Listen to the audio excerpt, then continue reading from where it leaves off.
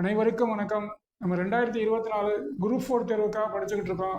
Group 4 தேர்வில் வெற்றி பண்ணோம் அப்படின்னா நம்ம டெய்லி உட்காந்து எவ்வளோ நேரம் படிக்கிறோமோ அதை பொறுத்து தான் நம்மளோட வெற்றி நிர்ணயிக்கப்படும். ஸோ அதனால் படிச்சுக்கிட்டே இருங்க. அதுதான் நம்ம திருப்பி திருப்பி சொல்கிறோம். ஏன்னா நம்ம இப்போ நம்ம இருக்கிற குறைவான நாட்களில் நம்ம நேரத்தை வீணாக நம்ம ஏதாவது ஒரு வேலையை வச்சுக்கிட்டு நம்ம படிக்கிறத நம்ம விட்டுறக்கூடாது. படிச்சுக்கிட்டே இருக்கணும். ஏன்னா இப்போலாம் நம்ம ஏன்னா படிக்க வேண்டியது அவ்வளவு இருக்குது அப்படின்னா நம்ம ஃபஸ்ட்டு படிச்சிருப்போம். அதை திருப்பி ஞாபகப்படுத்துறது, ரிவைஸ் பண்ணுறது அப்படின்றது ரொம்ப ரொம்ப முக்கியம். ஏன்னா படித்ததை நம்ம ரிவைஸ் பண்ணிவிட்டு திருப்பி திருப்பி அதை படித்தா தான் நம்ம மைண்டில் கரெக்டாக இருக்கும். இல்லாட்டி நம்ம படிச்சிருப்போம், அங்கே போய் பார்த்தா எக்ஸாமில் எல்லா கொஸ்டினையும் பார்க்கும்போது நமக்கு அது கன்ஃபியூஸ் ஆயிரும். நான் இங்கே நல்லா படிச்சிருவோம், அங்கே போய் எக்ஸாமில் போய் உட்காரும்போது எல்லா சப்ஜெக்டையும் நம்ம கரெக்டாக ஆன்சர் பண்ணுறக்கா எல்லா சப்ஜெக்ட் கொஸ்டின் பார்க்கும்போது நமக்கு அதே நம்ம கன்ஃபியூஸ் ஆகிடும். ஒரு சிலருக்கு அந்த ஒரு என்ன சொல்லுவோம், ஒரு எக்ஸாம் அப்படின்ற ஒரு மைண்ட் செட்டில் நமக்கு நல்லா அது ஃப்ரீயாக நமக்கு ஆன்சர் பண்ணுறதுக்கான மனநிலை நம்ம உருவாக்குறது மாதிரி நம்ம பிளான் பண்ணியிருக்கணும். ஏன்னா நம்ம கடைசி நிமிடம் வரைக்கும் நம்ம படிச்சுட்டு அப்படியே அங்கே போய் பார்த்தோன்னா நமக்கு மைண்டு என்ன ஆகும் அப்படின்னா கரெக்டாகவே ஒரு ஒர்க் ஆகாது. ஏன்னா ஃபுல் அண்ட் ஃபுல்லாக நம்ம மைண்டை படிக்கிறதுக்கே கான்சென்ட்ரேட் பண்ணிவிட்டு அங்கே போய் எக்ஸாமில் போய் உட்காந்துட்டு நம்ம அந்த மைண்டு ஃபுல்லாக 90% படிச்சுட்டு அப்படியே ஃப்ரீயாக இல்லாமல் அப்படியே நம்ம தேர்வு எழுதும்போது நமக்கு என்ன அப்படின்னா அப்படியே எல்லாமே ஒரு ஸ்ட்ரக் ஆகிற மாதிரியே இருக்கும். அப்படி இருக்கக்கூடாது. எக்ஸாமுக்கு அப்படின்ற போது அதுக்குன்னு நம்ம ஒரு ஃப்ரீ மைண்டை நம்ம உருவாக்கணும்.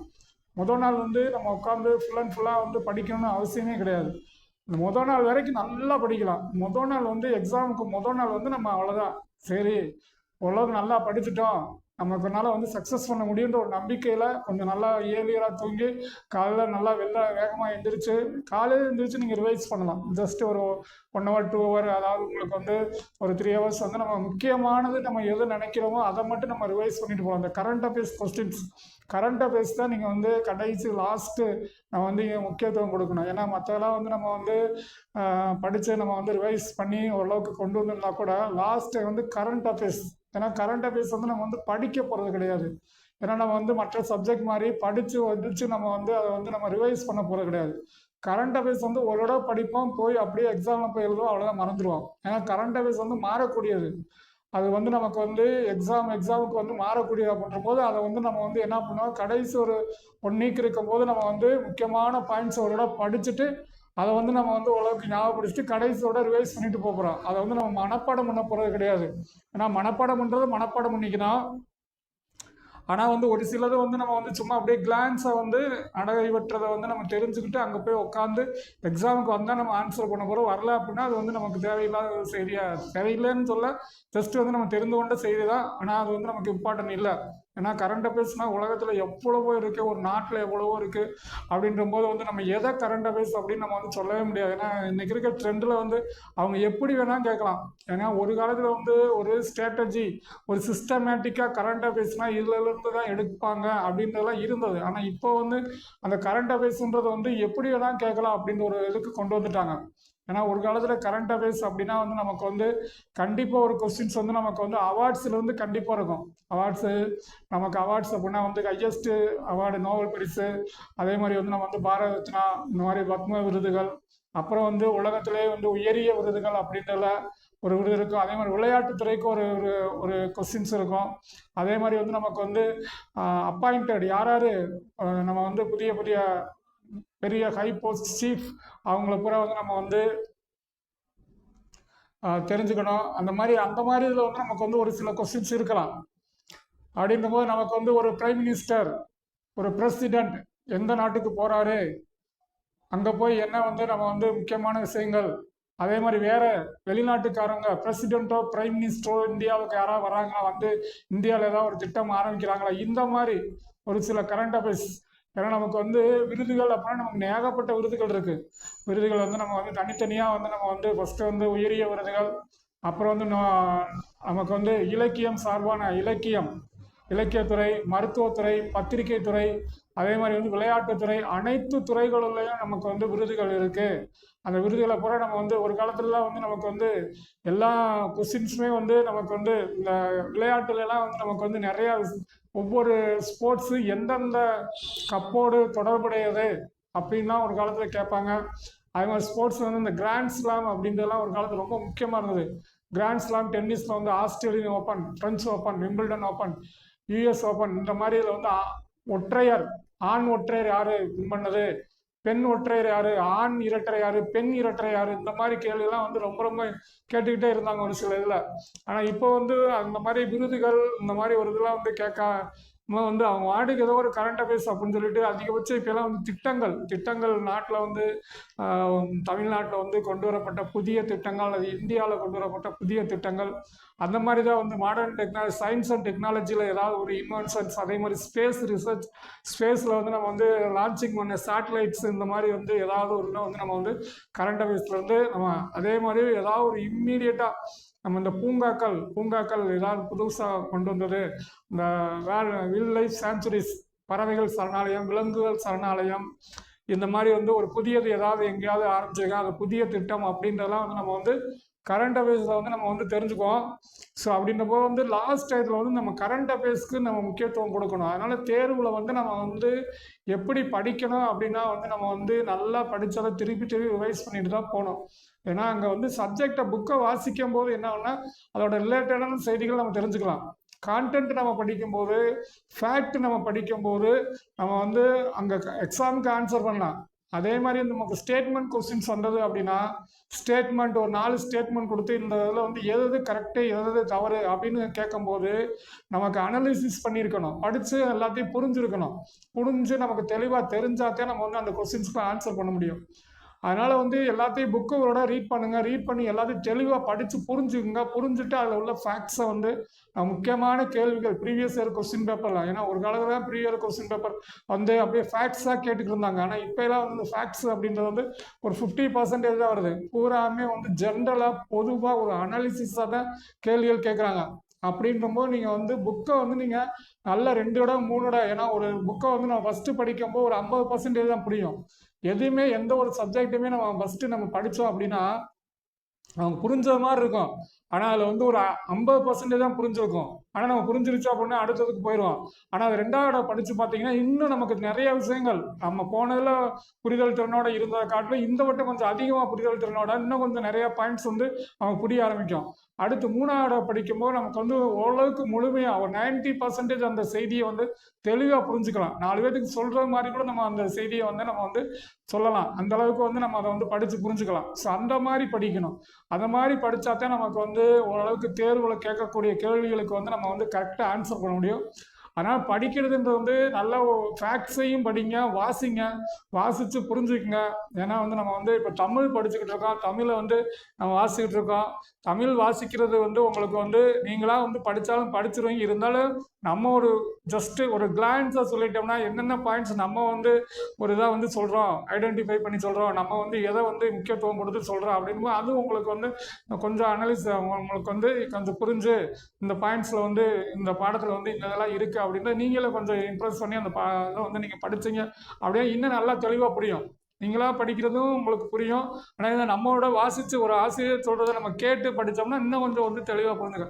ஏன்னா வந்து பாடம் நடத்தணும் அப்படின்னு நடத்தணும்னா எவ்வளோ ஒரு இயலை வந்து நடத்தலாம். ஆனால் நமக்கு வந்து நாட்கள் இல்லை அப்படின்ற ஒரு காரணத்தினால தான் நம்ம வந்து எவ்வளோ வேகமாக நடத்த முடியும் அவ்வளோ வேகமாக பாடத்தை கூட வாசிக்கிறதே கிடையாது. ஏன்னா வாசித்தா எல்லாமே செய்திகள் எல்லாமே தெரிந்து கொள்ள வேண்டிய தேவையான செய்திகள் தான். ஏன்னா ஒரு விஷயத்தை தெரிஞ்சுக்கும் போது நம்மளும் வந்து அதுக்கு தகுந்த மாதிரி நம்ம வந்து இந்த விஷயங்கள் தெரியும் போது நம்மளோட மைண்டு வந்து எதுவும் செய்யக்கூடாது அப்படின்னு நம்ம ஒன்று தான் படித்தா அப்படின்னா அதெல்லாம் செய்யாமல் இருக்கலாம். எதெல்லாம் செய்யணும் அப்படின்னு நம்ம படித்தோம் அப்படின்னா அதெல்லாம் செய்யலாம். ஏன்னா நம்ம மைண்டு வந்து நம்ம படிக்கிறத வச்சு தான் நம்மளோட மைண்டு ஒர்க் ஆகும், செயல்படும். அப்படின்னும் போது வந்து படிக்கிறதுன்றது வந்து ஒரு தேவையான ஒரு அவசியமான விஷயம்தான். ஸோ அதனால் வந்து நான் வந்து இப்போ ஒரு கிளான்ஸாக தான் நம்ம சொல்லிக்கிட்டு இருக்கோம். இதை வச்சு படித்து நம்ம வந்து ஓரளவுக்கு ஆன்சர் நம்ம வந்து பண்ணின்ற நம்பிக்கையில் ஒரு கிளான்ஸை சொல்லுவோம். ஸோ அதனால் வேகமாக நடத்துறதுக்காக தான் இவ்வளோ வேகமாக நம்ம நடத்திக்கிட்டு இருக்கோம். அடுத்து எக்ஸாம்லாம் முடிஞ்ச பின்னாடி அந்த பாடத்தை நம்ம நடத்தும் போது எல்லாத்தையும் தெளிவாக வந்து ஒரு தடவை வாசிப்போம் வாய்ப்புகள் இருந்தால். ஏன்னா இப்போ வந்து நம்ம வந்து ஏற்கனவே 5 இயல் 10ஆவதுல வந்து 5 இயல் நடத்தியாச்சு. இப்போ 6வது இயல் நடத்த போகிறோம். 6வது இயலில் வந்து நமக்கு என்னென்ன கொடுத்துருக்காங்க, ஏன்னா நமக்கு வந்து 10ஆம் வகுப்பு பாடத்திட்டத்தில் வந்து நமக்கு வந்து ஒவ்வொரு இயல்லையும் முதல்ல கொடுத்துருக்க வந்து உரைநடை, அடுத்து 2வது கொடுத்துருக்க வந்து ஒரு செயல் பகுதி, அடுத்து 3வது ஒரு செயல் பகுதி கொடுத்துருவாங்க. அடுத்து ஒரு துணை பாடம் கொடுத்துருவாங்க. அதுக்கடுத்து ஒரு இலக்கணம் கொடுத்துருப்பாங்க. ஆனால் இந்த இயலில் வந்து எக்ஸ்ட்ரா வந்து திருக்குறள் அப்படின்னு கொடுத்துருக்காங்க. திருக்குறள் 3வது இயலில் திருக்குறள் கொடுத்தாங்க, அதை பற்றி நம்ம சொல்லலை. ஆனால் 6வது இயலில் மொத்தம் வந்து ஒரு திருக்குறள் அப்படின்னு 2 தலைப்பில் கொடுத்துருக்காங்க. 3வது இயலில் வந்து திருக்குறள் கொடுத்துருக்காங்க, 6வது இயல்லையும் திருக்குறள் கொடுத்துருக்காங்க. நம்ம வந்து இந்த உரைநடை, இந்த 2 செயல் ப்ளஸ் வந்து துணைப்பாடம் ப்ளஸ் இலக்கணம் அப்படின்றதோட வந்து நம்ம நடத்தினதுனால வந்து அந்த 3வது இயலில் இருக்கக்கூடிய திருக்குறள் சொல்லலாம். இப்போ 6வது இயலில் வந்து இந்த திருக்குறள் சொல்லியிருக்காங்க.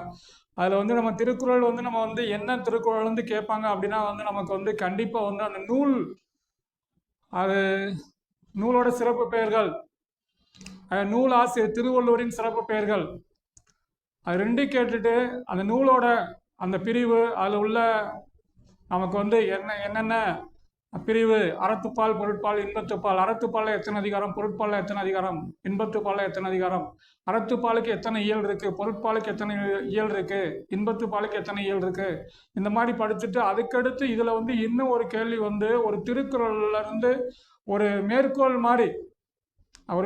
மாதிரி ஒரு வார்த்தை முயற்சி. அதாவது நமக்கு வந்து ஒரு திருக்குறளோட கீழே இருக்கக்கூடிய ஒரு லைன் வந்து ஒரு மேற்கோள் மாதிரி, அது வந்து நம்ம கேட்குறாங்க. அது வந்து எப்படி கேட்குறாங்க, இது இடம்பெற்ற நூல் எதுன்னு தான் கேட்குறாங்க. நம்ம திருக்குறளில் வந்து அந்த கடைசி 2வது லைனை வந்து கொடுத்துட்டு, 2வது அடியை கொடுத்துட்டு, அது ஒரு முக்கியமான வார்த்தையாக தான் முயற்சி, திருவினையாக்கம், முயற்சின்மை, இன்மை புகுத்திவிடும், இன்மை புகுத்திவிடும், முயற்சி திருவினையாக்கம் அப்படின்ற ஒரு சொற்றொடரை கொடுத்துட்டு இது எந்த நூலில் இடம்பெற்றிருக்குன்னு கேட்கலாம். தெய்வத்தால் ஆகாது என்னும் முயற்சி தன் மெய் வருத்த கூலி தரும், மெய் வருத்த கூலி தரும். இந்த மாதிரி இந்த சொற்றொடரை கொடுத்துட்டு இந்த சொற்றொடர் எந்த நூல்களில் இடம்பெற்றிருக்கு அப்படின்னு நமக்கு வந்து கேட்கறதுக்கு வாய்ப்பு இருக்கு. ஸோ திருக்குறளை அப்படி கேட்குறாங்க. ஸோ இதான் வந்து இதற்காக வந்து நம்ம திருக்குறளை வந்து அந்த குறளை ஒரு இடம் வாசித்து அதில் ஒரு முக்கியமான ஒரு மேற்கோள் மாதிரி தெரிஞ்சு அதை நம்ம வந்து தெரிஞ்சுக்கணும். அதான் வந்து நம்ம திருக்குறளை, ஏன்னா திருக்குறள் படத்தில் அப்படிதான் நம்ம கேட்டுக்க. திருக்குறளோட அதே மாதிரி உரையாசிரியர்கள், ஏன்னா திருக்குறளோட உரை, ஏன்னா உரை அப்படின்றது அந்த குறளுக்கு வந்து குறள் நம்ம நேராக அப்படியே படிக்கும்போது நமக்கு வந்து அதோட விளக்கம், அதோட பொருள் வந்து நமக்கு புரியாது. அதை நம்ம வந்து அந்த பொருள், ஒவ்வொரு வார்த்தைகளுக்குமே நமக்கு பொருள் தெரிஞ்சாதான் நம்ம வந்து அந்த குறளுக்கு என்ன பொருள் நம்ம தெரிஞ்சுக்க முடியும். ஆனால் வந்து ஒவ்வொரு வார்த்தைக்கும் ஒவ்வொரு சொல்லுக்கு நமக்கு வந்து பொருள் தெரியாதனால அதுக்கு உரை எழுதியிருக்காங்க. அந்த காலத்திலே வந்து திருக்குறளுக்கு வந்து 10 பேர் உரை எழுதியிருக்காங்க. தருமர், மணக்குடவர், கல்லாடர், தச்சர், அதே மாதிரி பரிமேலழகர். அதில் சிறப்பான உரை அப்படின்னா பரிமேலழகர் உரை. அப்புறம் வந்து யாரெல்லாம் உரை எழுதியிருக்காங்க, இந்த காலத்திலே அதுக்கு வந்து உரை எழுதியிருக்காங்க. ஆனால் அது வந்து அனைவராலும் ஏற்றுக்கொள்ளப்பட்டு பின்பற்றப்படக்கூடியது திருக்குறளுக்கு வந்து பரிமேலழகர் உரை அப்படின்னது. அதே மாதிரி அதை பற்றி திருக்குறள் நடத்தும்போது இன்னும் நம்ம நிறைய விஷயங்கள் சொல்லுவோம். இப்போதைக்கு வந்து பாடத்துக்குள்ளே வருவோம். பாடத்தில் வந்து நமக்கு வந்து உரைநடையில் வந்து என்ன கொடுத்துருக்காங்கன்னா, உரைநடை வந்து நிகழ்கலை. நிகழ்கலை அப்படின்றது வந்து இன்னைக்கு நாட்டுப்புறத்தில் இருக்கக்கூடிய கலைகள். நம்ம நாட்டுப்புறத்தில் ஊரில் சாமி கும்பிடு திருவிழா டயத்தில் வந்து நம்ம வந்து என்னென்ன கலைகளை வந்து நம்ம வெளிப்படுத்துகிற மாதிரி அப்படின்ற போது வந்து நமக்கு வந்து அதிகபட்சம் வந்து அந்த காலத்தில் வந்து காவடியாட்டம், காவடி எடுத்து, அதே மாதிரி வந்து மயிலாட்டம், ஒயிலாட்டம், கரகாட்டம், இதெல்லாம் வந்து நம்ம வந்து ஒரு திருவிழா காலத்தில் நம்ம வந்து பார்க்கலாம். அதை இதைத்தான் வந்து இங்கே வந்து கொடுத்துருக்காங்க. இந்த திருவிழா காலத்தில் நடைபெறக்கூடிய அந்த கலைகள் தான் வந்து நிகழ்கலை அப்படின்றாங்க. அந்த நிகழ்கலையில் வந்து நமக்கு வந்து என்னென்ன இருக்குது அப்படின்னா, நிகழ்கலை சிற்றூர் மக்களின் வாழ்வியல் நிகழ்வுகளில் பிரித்து பார்க்க இயலா கூறுகளாக திகழ்பவை நிகழ்கலைகள். சிற்றூர் மக்களின், இன்னைக்கு சின்ன சின்ன ஊர் மக்களின் வாழ்வியல் நிகழ்வுகளில் பிரித்து பார்க்க இயலா கூறுகளாக திகழ்பவை நிகழ்கலைகள். இவை மக்களுக்கு மகிழ்ச்சி எனும் கனி கொடுத்து கவலையை மக்களுக்கு, அதாவது மக்களுக்கு வந்து இன்னைக்கு எல்லா பேருமே வந்து மகிழ்ச்சி அப்படின்ற ஒன்று வந்து நம்ம வந்து தேடி நம்ம வந்து எல்லாத்தையும் நம்ம வந்து செயல்படுவோம். நம்ம எல்லாமே எல்லாரோட எண்ணங்களும் வந்து மகிழ்ச்சி அப்படின்றதான். ஏன்னா மனது மகிழ்ச்சியாக இருந்தால் தான் வாழ்க்கை ஒரு அந்த சந்தோஷம், இல்லாட்டி வந்து வாழ்க்கை வந்து ரொம்ப வந்து ஒரு இதாக போகக்கூடாது. அதனால் அனைவரும் வந்து அந்த மகிழ்ச்சியை தேடும்போது அந்த மகிழ்ச்சிக்காக அந்த காலத்தில் என்ன பண்ணுறாங்க அப்படின்னா வந்து இந்த மாதிரி அனைவரும் ஒன்று கூடி ஒன்று கூடி மகிழ்ச்சியாக இருக்கிறதுக்காக திருவிழாவே வந்து நம்ம வந்து என்ன பண்ணுறோம்னா அனைவரும் இருக்கிற பகைகள்லாம் நீங்கி, ஏன்னா ஒரு ஒரு இதில் வந்து ஒன்று சேரணும். சில சில பகைகள் இருந்தால் கூட அந்த திருவிழாவில் வந்து ஒன்று சேர்ந்து அனைவரும் ஒற்றுமையாக இருக்கணும். ஒரு சில நிகழ்வுகள் மூலம் வந்து நம்ம வந்து அந்த மகிழ்ச்சியை உண்டாக்கணும். ஒரு சில செயல்பாடுகள் அந்த மகிழ்ச்சியை உண்டாக்கணும். அந்த இதுக்காக வந்து இந்த கலைகள் இவை மக்களுக்கு மகிழ்ச்சி என்னும் கனியை கொடுத்து கவலையை போக்குகின்றன. சமுதாய நிகழ்வுகளின் ஆவணங்களாகவும் செய்திகளை தரும் ஊடகங்களாகவும் நிகழ்கின்றன. சமுதாய நிகழ்வுகளின் ஆவணங்களாகவும் செய்திகளை தரும் ஊடகங்களாகவும் திகழ்கின்றன. இந்த நிகழ்வுகளை வந்து சமுதாய நிகழ்வுகளின் ஆவணங்களாகவும் செய்திகளை தரும் ஊடகங்களாகும். இன்னைக்கு ஒரு கலையை பற்றி நம்ம வந்து தெரிஞ்சுக்கலாம். அது மாதிரி பழந்தமிழ் மக்களின் கலை, அழகியல், புதுமை ஆகியவற்றின் எச்சங்களை அறிவதற்கு தற்காலத்தில் நிகழ்த்தப்படும் கலைகள் துணை செய்கின்றன. அந்த பழங்காலத்தில் நடைபெற்ற அந்த கலை, அழகியல், புதுமை ஆகியவற்றின் எச்சங்களை அறிவதற்கு தற்காலத்தில் நிகழ்த்தப்படும் கலைகள் துணை செய்கின்றன. இதான் வந்து நிகழ்கலையோட அறிமுகம். இந்த பாடத்தோட இன்னும் வந்து அறிமுகம் வந்து கண்ணுக்கு காட்சியையும் சிந்தைக்கு கருத்தினையும், நிகழ்களை வந்து கண்ணுக்கு காட்சியையும் சிந்தைக்கு கருத்தையும் தருவன. கருத்துடன் கலைத்திறனை நோக்காக கொண்டு கால வெள்ளத்தை கடந்து நிற்பன. கருத்துடன் கலைத்திறனை நோக்காக கொண்டு கால வெள்ளத்தை கடந்து நிற்பன. ஆடல், பாடல், இசை, நடிப்பு, ஒப்பனை, உரையாடல் வழியாக மக்களை மகிழ்வடைய செய்வன. ஆடல், பாடல், ஆடுதல், பாடுதல், இசை, நடிப்பு, ஒப்பனை, உரையாடல் வழியாக மக்களை மகிழ்வடைய செய்வன.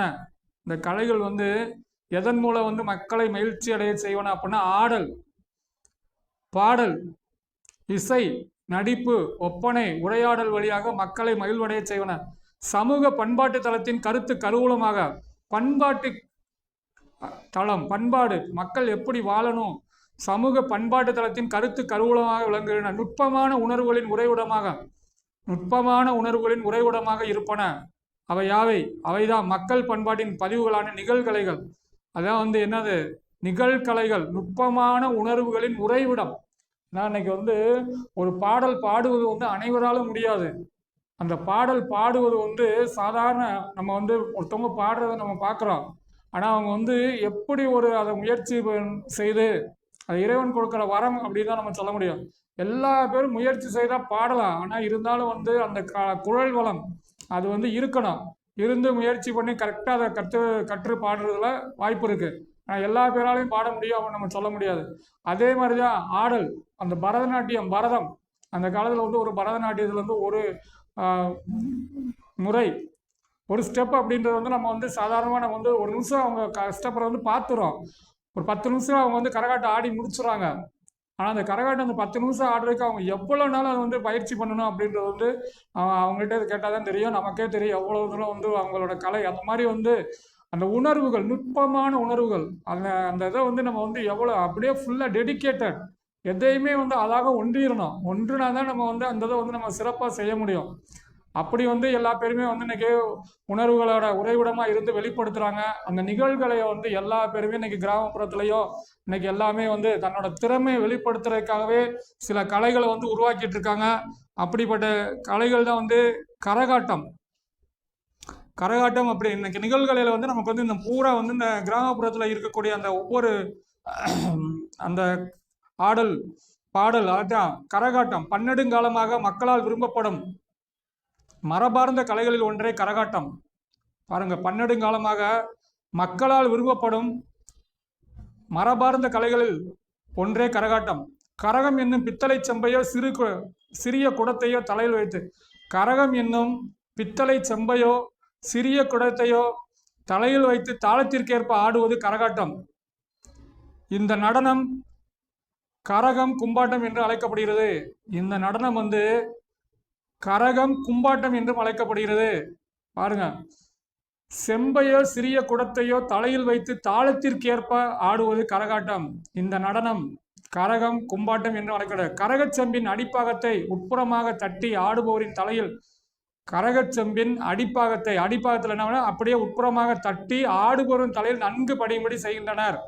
அந்த செம்பு மட்டும் வந்து அப்படியே கீழே அடியில் தட்டி வந்து தலையில் நிற்கிற மாதிரி அது செஞ்சுருப்பாங்க. ஆடுவன் தலை நன்கு படியும்படி செய்யணும். தலையில் செம்பு நிற்கும் அளவு எடை ஏற்றுவதற்கு செம்பில் மணலையோ பச்சரிசியோ நிரப்புகின்றனர். தலையில் செம்பு நிற்கும் அளவு, அந்த தலையில வந்து விழுகாம செம்பு நிற்கிறதுக்காக அதுல என்ன பண்ணுவாங்க, செம்புல அந்த எடையை ஏற்றுவதற்கு செம்பில் மணலையோ பச்சரிசியோ நிரப்புகின்றனர். கண்ணாடியாலும் பூக்களாலும் அழகூட்டிய கரகக்கூட்டின் நடுவில், அந்த கண்ணாடியாலும் பூக்களாலும் அழகூட்டிய கரகக்கூட்டின் நடுவில் கிளி பொம்மை பொருந்திய மூங்கில் குச்சியை செருகி செருகி வைத்து ஆடுகின்றன. இதற்கு நையாண்டி மேல இசையும் நாகசுரம், தவில், பம்பை போன்ற இசைக்கருவிகளும் இசைக்கப்படுகின்றன. இதற்கு நையாண்டி மேல இசையும் நாகசுரம், தவில், பம்பை போன்ற இசைக்கருவிகளும் இசைக்கப்படுகின்றன. ஆணும் பெண்ணும் சேர்ந்து நிகழ்த்தும் கரகாட்டத்தில் சில நேரங்களில் ஆண் பெண் வேடமிட்டு ஆடுவதும் உண்டு. ஆணும் பெண்ணும் சேர்ந்து நிகழ்த்தும் கரகாட்டத்தில் சில நேரங்களில் ஆண் பெண் வேடமிட்டு ஆடுவதும் உண்டு. கரகாட்டம் நிகழ்த்துதலில் இத்தனை பேர் தான் நிகழ்த்த வேண்டும் என்ற வரையறை இல்லை. கரகாட்டம் நிகழ்த்துதலில் இத்தனை பேர் தான் நிகழ்த்த வேண்டும் என்ற வரையறை இல்லை. நீரற வரியா கரகத்து என்ற, பாருங்க, ஒரு புறநானூற்றுல ஒரு வரி, இதெல்லாம் ரொம்ப முக்கியமான பாயிண்ட கேட்கலாம். நீரற வரியா கரகத்து என்ற சொற்றொடர் இடம்பெற்ற நூல் எதுனா புறநானூற்று பாடலடியில் கரகம் என்ற சொல் இடம்பெறுகிறது. அந்த காலத்துல புறநானூறு, சங்ககாலத்துல அந்த புறநானூறுலே அந்த கரகம் அப்படின்ற சொல் வந்து இடம்பெறுகிறது. சிலப்பதிகாரத்தில் மாதவி ஆடிய 11 வகை ஆடல்களில் குடக்கூத்து என்ற ஆடலும், சிலப்பதிகாரத்தில் மாதவி ஆடிய 11 வகை ஆடல்களில் குடக்கூத்து என்ற ஆடலும் குறிப்பிடப்படுகிறது. பாருங்க, சிலப்பதிகாரத்துல மாதவி ஆடிய 11 வகை ஆடல்களில் குடக்கூத்து என்ற ஆடலும் குறிப்பிடப்படுகிறது. இதுவே கரகாட்டத்திற்கு அடிப்படை என்றும், இந்த குடக்கூத்து தான் வந்து கரகாட்டத்திற்கு அடிப்படை என்றும் கருதப்படுகிறது. இது தமிழகத்தில் மதுரை, திண்டுக்கல், திருச்சி, தஞ்சாவூர், கோயம்புத்தூர், திருநெல்வேலி முதலிய மாவட்டங்கள் நிகழ்த்தப்படுகிறது. இந்த கரகாட்டம் வந்து மதுரை, திண்டுக்கல், திருச்சி, தஞ்சாவூர், கோயம்புத்தூர், திருநெல்வேலி முதலிய மாவட்டங்கள் கரகாட்டம் சொல்லியாச்சு. அடுத்து மயிலாட்டம். மயில் வடிவுள்ள கூட்டுக்குள் ஒருவர் தன் உருவத்தை மறைத்து கொண்டு நையாண்டி மேளத்திற்கு ஏற்ப ஆடும் ஆட்டமே மயிலாட்டமாகும். மயில் வடிவுள்ள கூட்டுக்குள் ஒருவர் தன் உருவத்தை மறைத்து கொண்டு நையாண்டி மேளத்திற்கேற்ப ஆடும் ஆட்டமே மயிலாட்டமாகும். நையாண்டி மேளம் இசைக்க காலில் கட்டப்பட்டுள்ள சலங்கை ஒழிக்க மயிலின் அசைவுகளை ஆடி காட்டுவார். பாருங்க, நையாண்டி மேளம் இசைக்க காலில் கட்டப்பட்டுள்ள சலங்கை ஒழிக்க மயிலின் அசைவுகளை ஆடி காட்டுவார். கரகாட்டத்தின் துணையாட்டமாக மயிலாட்டம் ஆடப்படுகிறது. ஊர்ந்து ஆடுதல், மிதித்து ஆடுதல், சுற்றி ஆடுதல், இறகை விரித்தாடுதல், தலையை சாய்த்தாடுதல், தாவி ஆடுதல், இருபுறமும் சுற்றி ஆடுதல், அகவுதல், தண்ணீர் குடித்து கொண்டே ஆடுதல் ஆகிய அடவுகளை கலைஞர்கள் இவ்வாட்டத்தில் ஆடி காட்டுவார்.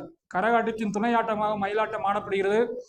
ஊர்ந்து ஆடுதல், மிதந்து ஆடுதல், சுற்றி ஆடுதல், இறகை விரித்தாடுதல், தலையை சாய்த்தாடுதல், தாவி ஆடுதல், இருபுறமும் சுற்றி ஆடுதல், அகவுதல், தண்ணீர் குடித்து கொண்டே ஆடுதல் ஆகிய அடவுகளை கலைஞர்கள் இவ்வாட்டத்தில் ஆடி காட்டுவார். அடுத்து காவடி ஆட்டம், மயிலாட்டம். அடுத்து காவடி. கா என்பதற்கு பாரந்தாங்கும் கோல், கா ஓரெழுத்து ஒரு மொழி. கா என்பதற்கு காடுன்னு நம்ம சொல்லுவோம். காண சோலை அப்படின்னு ஒரு வார்த்தை இருக்கு. ஓரெழுத்து ஒரு மொழி. அந்த ஓரெழுத்து கா என்பதற்கு பாரந்தாங்கும் கோல் என்று பொருள். பாரந்தாங்கும் கோல், ஒரு குச்சியில இரு முனைகளிலும் சம எடைகளை கட்டிய தண்டினை தோளில் சுமந்து ஆடுவது காவடி ஆட்டம்.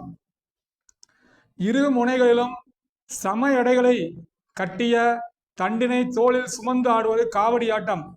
மரத்தண்டின் இரு முனைகளிலும் சிற்ப வேலைப்பாடுள்ள மரப்பலகையை பொருத்தி, மரத்தண்டின் இரு முனைகளிலும் சிற்ப வேலைப்பாடுள்ள பலகையை பொருத்தி மூங்கில் குச்சிகளால் அரை வட்டமா, ஒரு காவடி அப்படியே மூங்கில் குச்சிகளை வந்து அப்படியே அரை வட்டமா அந்த பலகை பொருத்தி மூங்கில் குச்சிகள் அரைவட்டமாக இணைக்கின்றனர். அந்த அரைவட்ட பகுதியை பட்டு துணியால் மூடி அழகுபடுத்துகின்றனர். அந்த அரைவட்டத்தை வந்து மூங்கில் வந்து பட்டு துணியால் மூடி அழகுபடுத்த, மேலும் மயிலிறகு கற்றைகளை 2 சைடு மயிலிறகு கற்றையை இருபுறமும் பொருத்தி மணிகளால் அழகுபடுத்தி காவடியை உருவாக்குகின்றனர். காவடியின் அமைப்புக்கேற்ப மச்சக்காவடி, சர்ப்பக்காவடி, பூக்காவடி, பாருங்க, காவடியின் பல்வேறு வகையான வகைகள் மச்சக்காவடி, சர்ப்பக்காவடி, பூக்காவடி, தேர்க்காவடி, பறவைக்காவடி என்று அவற்றை அழைக்கின்றனர். இலங்கை, மலேசியா உட்பட புலம்பெயர் தமிழர் வாழும் பிற நாடுகளிலும் காவடியாட்டம். புலம்பெயர் தமிழர் வாழும் பிற நாடுகள் என்ன? இலங்கை, மலேசியா உட்பட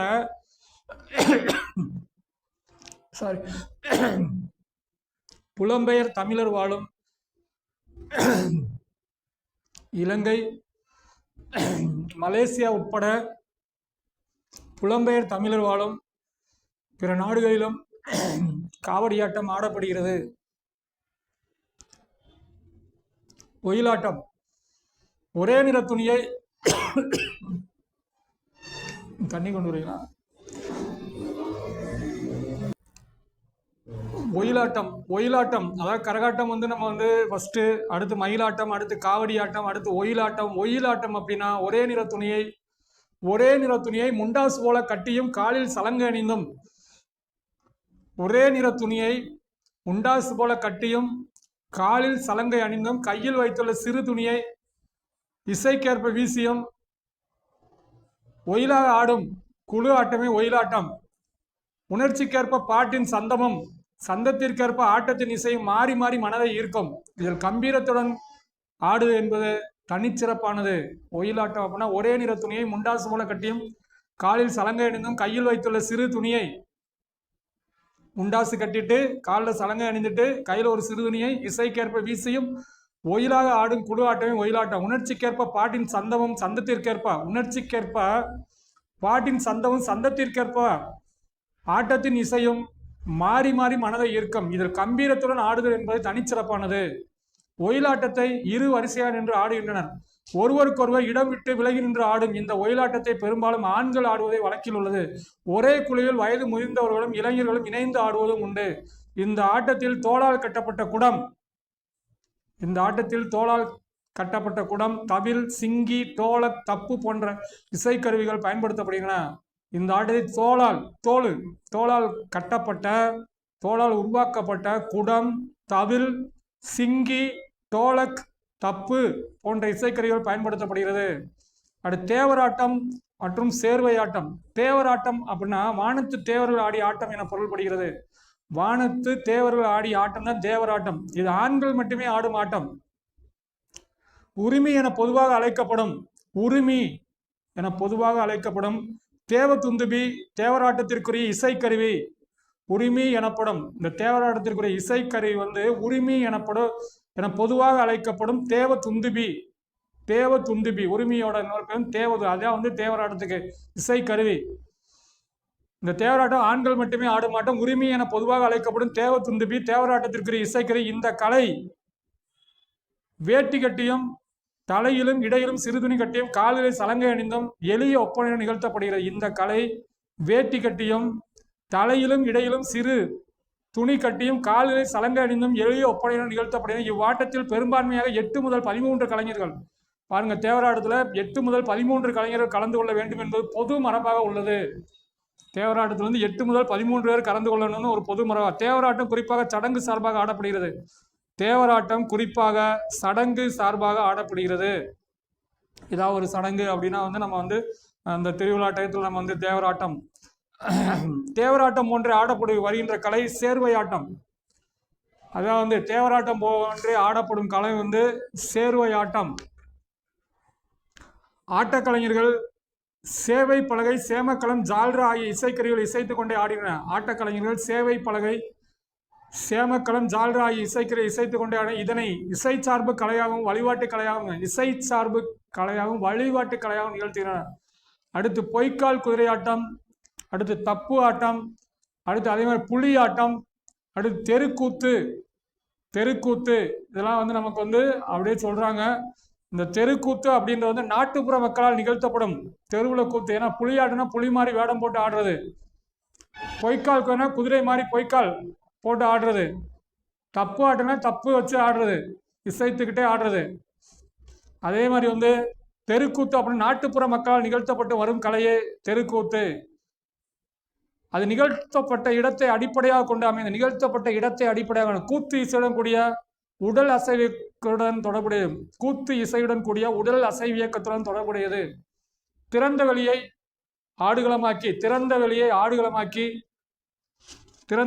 ஆடுகளமாக்கி ஆடை அணி ஒப்பனை இது வெளிப்படுத்தப்படுகிறது. களத்து மேடைகள் நிகழ்த்தப்பட்ட தெருக்கூத்து. களத்து மேடைகள் நிகழ்த்தப்பட்ட தெருக்கூத்து தெரு சந்திப்புகள் நிகழ்த்தப்படுகிறது. பின்னர் கோவில் சார்ந்த கலையாகவும் ஆக்கப்பட்டது. இதில் ஒரு கதையை இசை, வசனம், ஆடல், பாடல், மெய்ப்பாடு ஒரு கதையை இசை, வசனம், ஆடல், பாடல், மெய்ப்பாடு ஆகியவற்றை ஒருங்கிணைந்து வழங்க திரௌபதி அம்மன் வழிபாட்டின் ஒரு பகுதி. இந்த தெருக்கூத்து வந்து திரௌபதி அம்மன் வழிபாட்டின் ஒரு பகுதியாக இருக்கிறது. அடுத்து இங்க வந்து ஒருத்தரை பற்றி சொல்றாங்க. யார் இவர்? தெருக்கூத்தை தமிழ் கலையின் முக்கிய அடையாளமாக்கியவர். பாருங்க, தெருக்கூத்தை தமிழ் கலையின் முக்கிய அடையாளமாக்கியவர், நாடகக்கலையை மீட்டெடுப்பதே தமது குறிக்கோள் என்றவர். ஒருத்தரை பற்றி சொல்றாங்க. அவர் அந்த தெருக்கூத்தை வந்து தமிழ் கலையோட முக்கிய அடையாளமாக்கிய நாடகக்கலையை மீட்டெடுப்பதே தமது குறிக்கோள் என்று கூறியிருக்கார். இவர் தமிழ்நாட்டின் வழி நாடக முறையான கூத்துக்கலையின் ஒப்பனை முறை, கதை சொல்லும் முறைகளை எடுத்துக்கொண்டு புதுவிதமான நாடகங்களை உருவாக்கியவர். அதே வேளையில் நாடகத்தில் பயன்படுத்தப்படும் நேரடி இசை முறையை அறிமுகம் செய்து இசையிலும் மாற்றங்கள் நிகழ்த்து.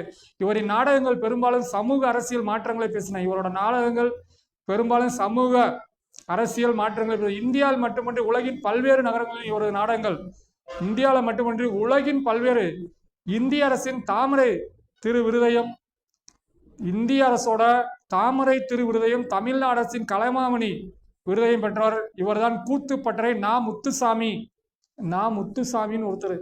கூத்துப்பட்டறைன்னு இவரோட சிறப்பேர் என்ற கலை ஞாயிறு. 3 கொஸ்டின் அவனுக்குள்ள. இதை பூரா உருவாக்கினவருக்கு வந்து நா முத்துசாமி. அவர் கூத்துப்பட்டறைன்ற ஒரு புனைப்பெயர், கூத்துப்பட்டறைன்ற ஒரு வர்ணனையோட அவரோட பேரை சொல்றாங்க. கூத்துப்பட்டறை நா முத்துசாமி. அவர் வந்து மொழி ஞாயிறு மாதிரி கலை ஞாயிறு. ஏன்னா இவர் தான் வந்து தெருக்கூத்தை வந்து தமிழ் கலையோட முக்கிய அடையாளமாக்கியிருக்காரு.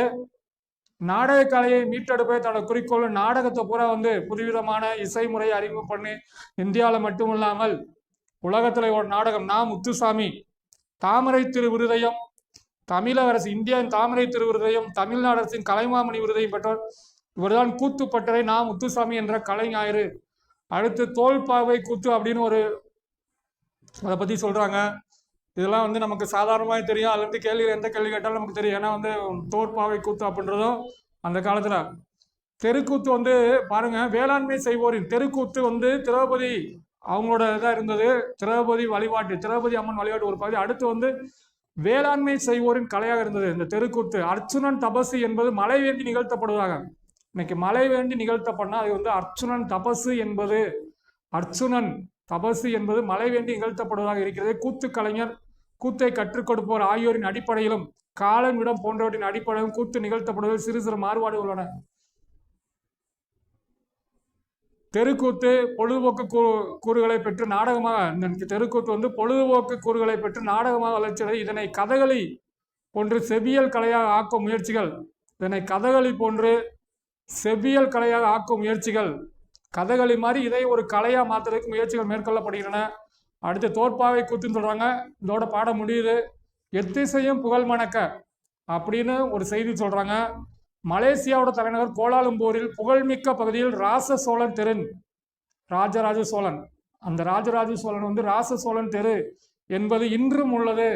பாருங்க, அங்க மலேசியா தலைநகர் கோலாலம்பூர்ல ஒரு தமிழர்கள் பேரு ராச சோழன் தெரு என்பது. இது மாமன்னன் ராசராஜ சோழன் பல்வேறு நாடுகளுக்கு பயணம் மேற்கொண்ட சிறப்பினை, ஏன்னா வந்து ராஜராஜ சோழன் வந்து பல்வேறு நாடுகளுக்கு பயணம் மேற்கொண்ட சிறப்பினை உணர்த்துவதற்காக அந்த தெரு பத்தி நமக்கு சொல்றாங்க. அடுத்து வந்து ஒரு கவிதை, ஒரு புது கவிதை மாதிரி வந்து பூத்தொடுத்தல் அப்படின்னு ஒரு கவிதை. பூத்தொடுத்தல் இன்னைக்கு வந்து அந்த கவிதை எழுதுறதுக்கு வந்து ஒரு கருத்து, அந்த கருத்து வந்து என்ன அப்படின்னா, கரு அப்படின்றது வந்து இன்னைக்கு புது கவிதையில வந்து பூரா சமுதாய சிந்தனைகள், சமுதாயத்தில் இருக்கக்கூடிய சீர்கேடுகளையும் வெளிப்படுத்துற மாதிரி இருக்கும், சமுதாயத்துல மாற்றத்தை வெளிப்படுத்துற மாதிரி இருக்கும், சமுதாயத்துல பிரச்சனைகளை வெளிப்படுத்துற மாதிரி இருக்கும். ஸோ அந்த மாதிரி வந்து இன்னைக்கு வந்து புது கவிதைகள் பூராமே. ஏன்னா கவிதைகள் வந்து மரபு கவிதை, வசன கவிதை, புது கவிதை. இந்த புது கவிதைக்கு வந்து கவிதை வடிவம் கிடையாது, இலக்கிய வடிவம் கிடையாது. இலக்கிய வடிவம் வந்து நம்ம வந்து இலக்கிய பா வெண்பா ஆசிரியப்பா கழிப்பா அஞ்சுப்பா அந்த மாதிரி வடிவம் இருக்காது. நம்மளாம் வந்து வார்த்தைகளை வந்து எப்படி வேணாலும் சொற்கோயா எழுதி அந்த கருத்தை சொன்னா போதும். அந்த மாதிரி வந்து இன்னைக்கு வந்து அந்த பூத்தொடுத்தல் அப்படின்றது உமா மகேஸ்வரி அப்படின்னு ஒருத்தவங்க வந்து ஒரு கவிதை.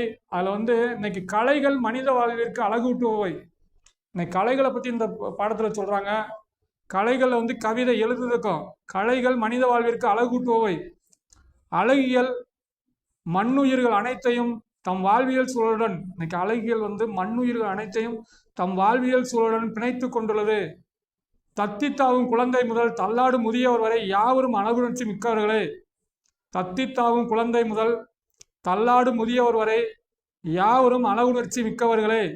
நாரெடுத்து நறுமலரை தொடுப்பாளின் விரல் வளையிலும் அழகு சிரிப்பதை.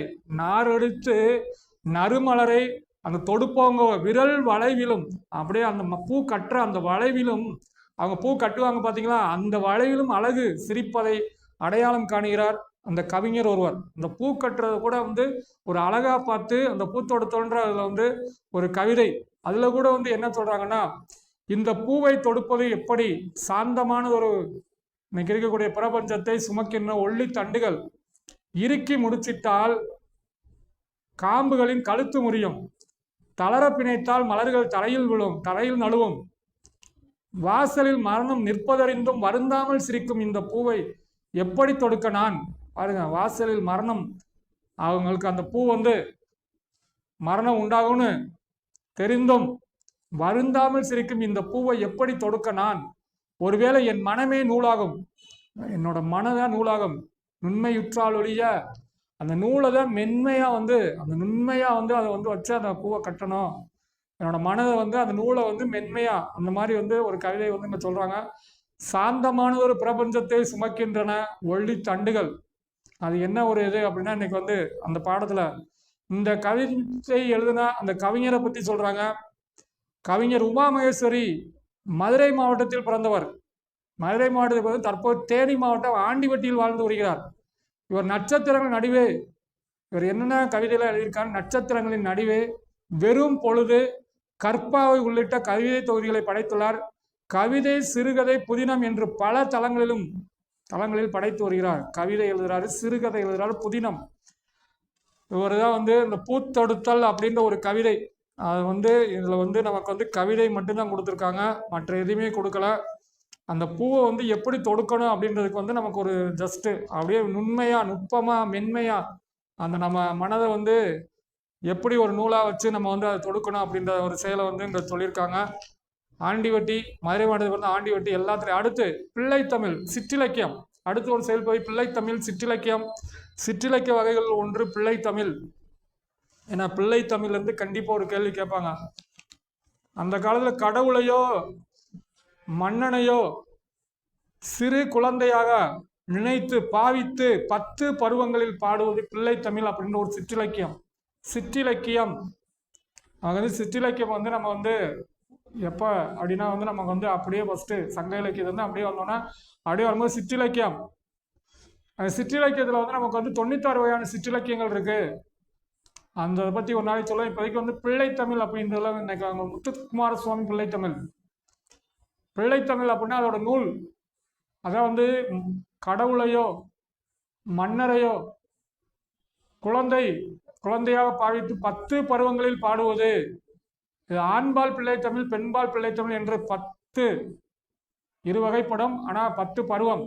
ஆண்பால் பிள்ளைத்தமிழ், பெண்பால் பிள்ளைத்தமிழ் என இரு பிரிவுகளில் வந்து ஒவ்வொரு பிரிவுக்கு 10 பருவத்தில் ஆண்பால் பிள்ளைத்தமிழுக்கு 10 பருவம், பெண்பால் பிள்ளைத்தமிழுக்கு 10 பருவம்.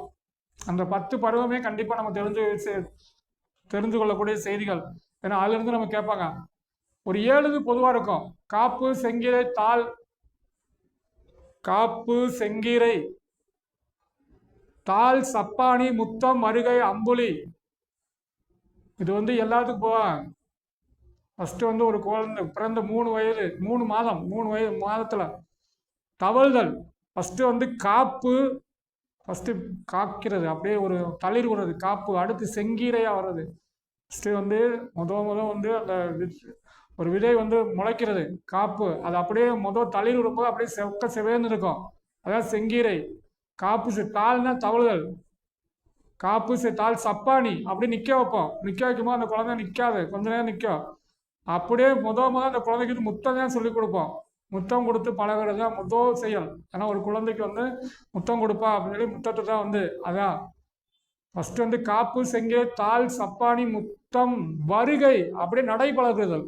அப்படியே உடனே நிப்பாட்டி வாவான்னு கூப்பிட வருகை. தாள் ஃபஸ்ட்டு வந்து நமக்கு வந்து காப்பு, செங்கீரை, தாள், சப்பானி, முத்தம், வருகை.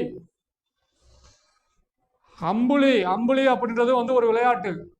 அப்புறம் இந்த 7மே எல்லாத்துக்கும் பொதுவாக இருக்கு. அடுத்து 3 வந்து சிற்றில் சிறுபறை சிறுதேர். இது வந்து ஆண்பால் பிள்ளை தமிழ் சிற்றில். நம்ம சின்ன பிள்ளைகளை வந்து மணல் கட்டி வீடு கட்டி விளையாடுறது, சின்ன சின்ன வீடு கட்டி விளையாடுறது சிற்றில். சிறுபறை அப்படியே வந்து ஏதாவது கிடைச்சா வந்து கொட்டடிச்சு பழகிறது. சிறுபறை. சிறுதேர் சின்ன வண்டி ஓட்டி பழகும், வண்டி செய்வான், அதெல்லாம் ஆண்பால் பிள்ளை தமிழுக்கு. அங்கே வந்து கலங்கு அம்மானை ஊசல். கலங்கு பன்னாங்குழி, அம்மானை நொண்டி, ஊஞ்சல். கலங்கு அம்மானை ஊசல்.